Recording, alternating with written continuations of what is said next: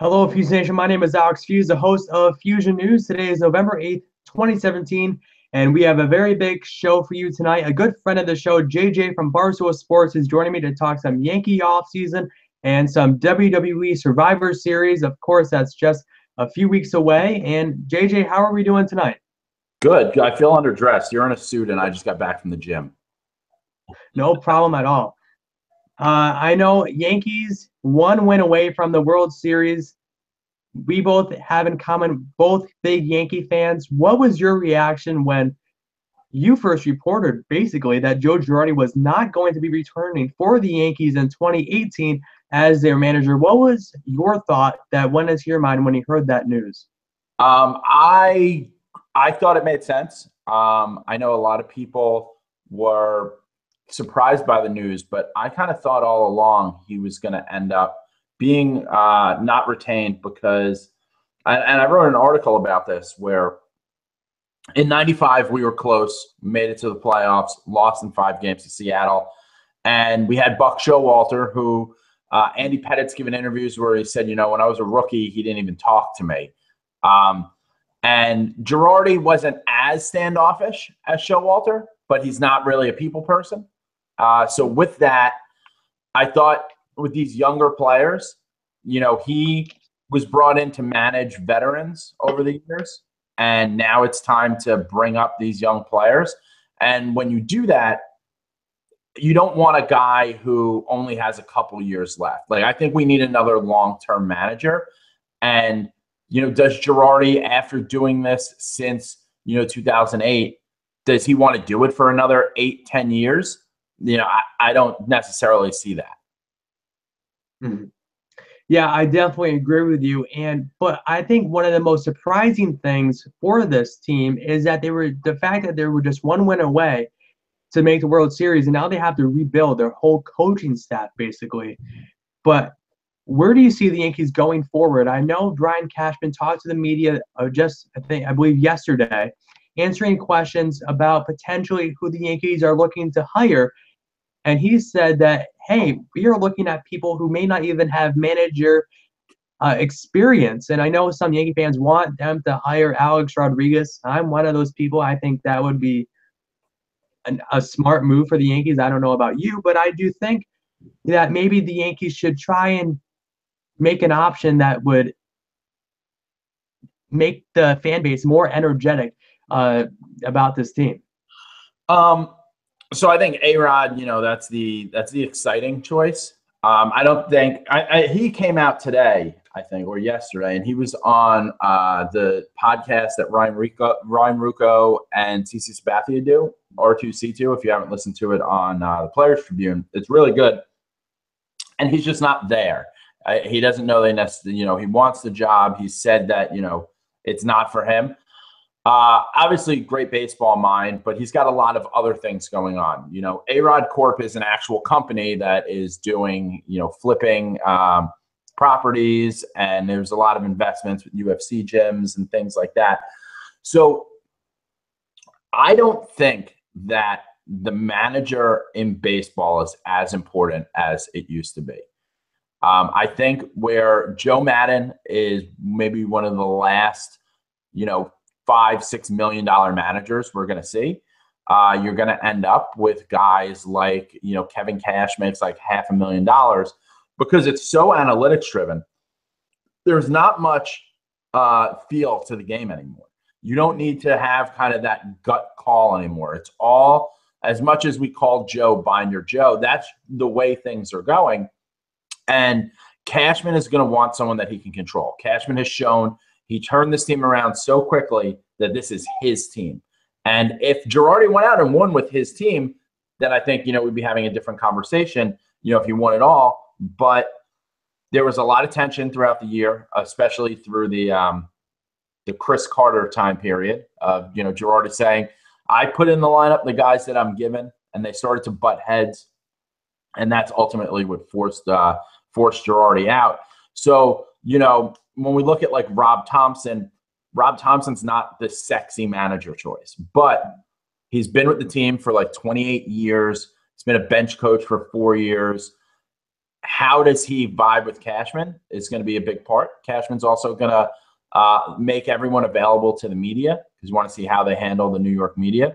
I've heard Raul Ibanez really outside the box is getting a lot of buzz.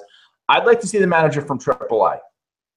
He's won with a lot of these guys before. They won a national championship in 2016. He manages young players. He has experience with, kind of the changing lineups of being a minor league manager. You have guys getting called up, sent down all the time. And it's not that different in the big leagues because you have guys get injured and then guys get called up. So he's kind of used to that transition while being familiar with a lot of the players.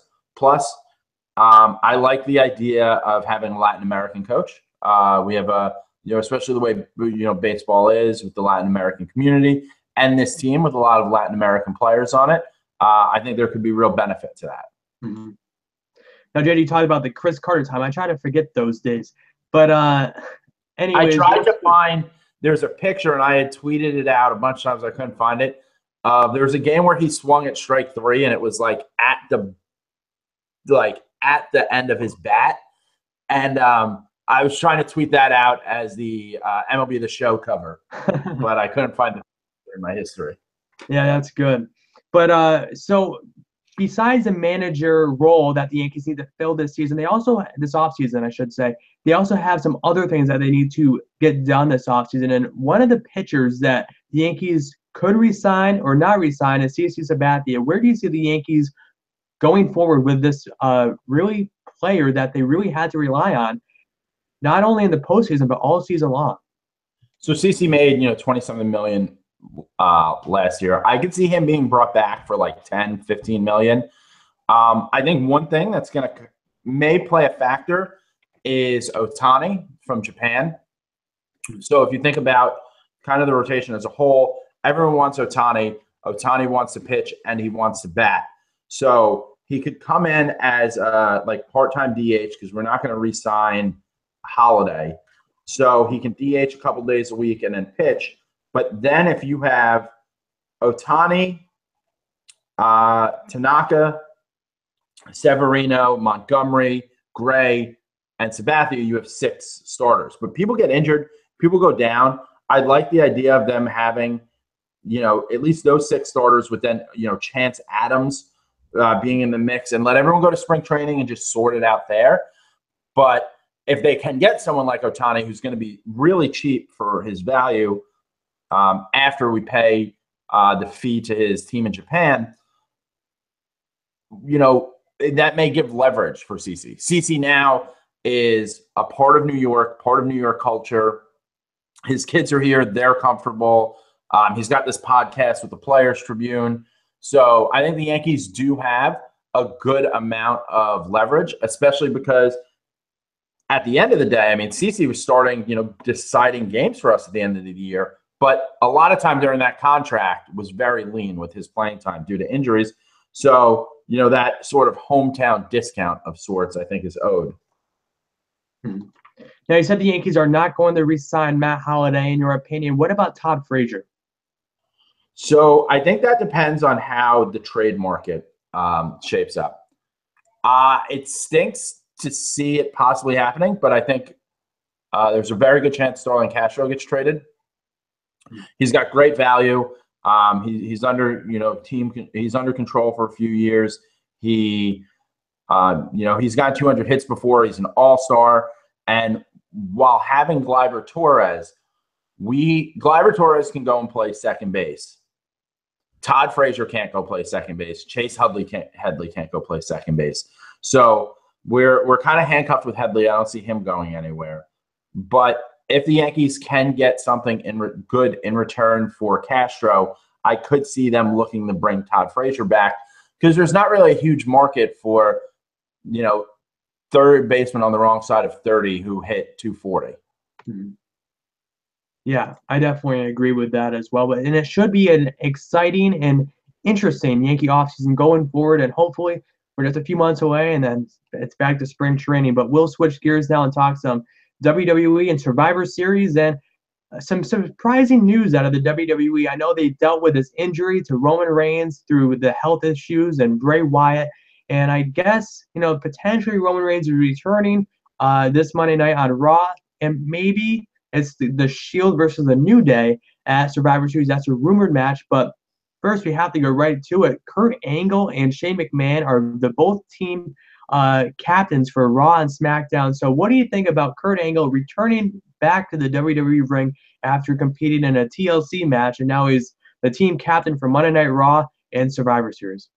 Well, they also, I think one of the good things is he wrestled yesterday, and I haven't seen if he did again today, but he probably didn't, at a live event on the UK tour that they're doing, because it's great to see him back in the ring, but he looked so stiff. And it's not necessarily that like he's out of shape. He's out of, when you hear wrestlers talk, he's not in ring shape.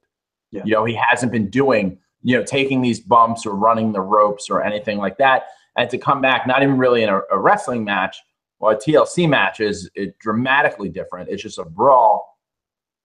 They're able to hide some of that stuff, but, you definitely see some of the stiffness there. I'm in favor of like, hey, if these guys want to go out there and continue to do it because it's a passion, and he stays in shape and he's healthy enough, like let him do it. Shane, I mean, I always loved Shane because I was a kid when Shane, came out and started. Some of the stuff he does is like pretty reckless. I know last year at Survivor Series, he took that big spear and had to leave early. I'd like to see, it's always just interesting. There's no Hell in a Cell. So what is he going to jump off of? Like, what is he going to do now? And this close to just jumping off a Hell in a Cell for a second time, is there even that big spot? But if there's not that big spot, why do you have him in there taking up a spot?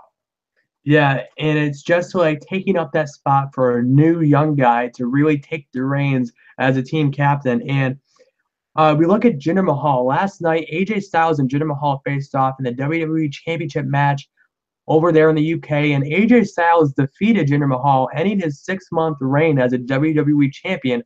And now at Survivor Series is going to be Brock Lesnar versus AJ Styles. What was your reaction when you saw the news, or if you watched it live, that AJ Styles is your new WWE champion? It's interesting because there have been some people complaining about, they just don't like Jinder Mahal. Obviously, there's racial elements to it, especially, with the way our country is right now. But I thought it was kind of a weird move to do it last minute. I think AJ Styles adds more to a Brock Lesnar match just because it would have just been really two tough guys, two strong men going at each other if they didn't make this change. Also, at the same time, attendance has been really bad for SmackDown. Even last night, they had, they're doing this European tour, but they have the top, the upper deck tarped off. So they're not selling out. And it's, kind of similar to, but they're making a lot of money. Stock's up.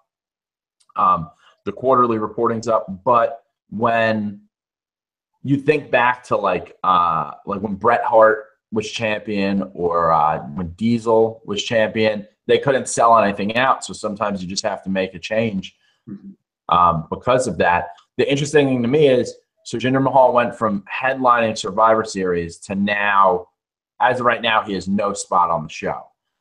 And it's kind of similar to what happened with Bray Wyatt. Like, he was champion going into WrestleMania, and now obviously he was just sick, but like he really hasn't done anything.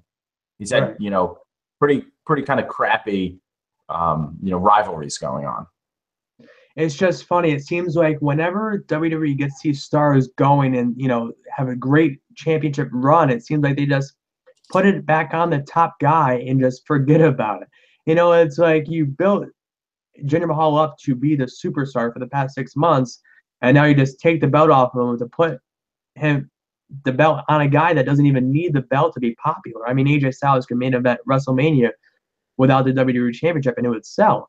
And now you just go back into that spell and look at Bray Wyatt. Now he's nowhere to be found. I think you also can look at it that now they've brought Jinder Mahal along. He was champion for 6 months. He's only 31 years old. AJ Styles is in his early 40s, how much more time do you have of AJ? Obviously, he doesn't look like he's slowing down at all, but sometimes that happens quick. So, Jinder can go, for a U.S. title run or something like that, or stay in the title picture after this. He did say, so like one day I'll hold that belt again. But normally when someone loses a championship, we hear right away about their rematch. But because we have this odd pay-per-view, will he even take the rematch? Because when you look at like Finn Balor never got his rematch when he came back, and Bray Wyatt never got his rematch when he lost. And so it is kind of weird how they do elevate these guys, but then they kind of drop the age-old thing in wrestling of the rematch that was in the contract. Yeah, I definitely agree. All right, JJ, before we wrap up this Feuzion News interview, give me your prediction for the 2018 Yankee season. Do you think this Yankee team could potentially do what they couldn't do this year? I think it's too early to really predict, because you want to see, who do we get? How do we fill out this roster? I think we spoke before the season. I did a bunch of interviews before the season where I kind of predicted that the Yankees would do exactly what they did. If they can win a bunch of games early, they can go out there and make some trades. We do want to get under that luxury tax. And if we can get under the luxury tax, it makes next year even better.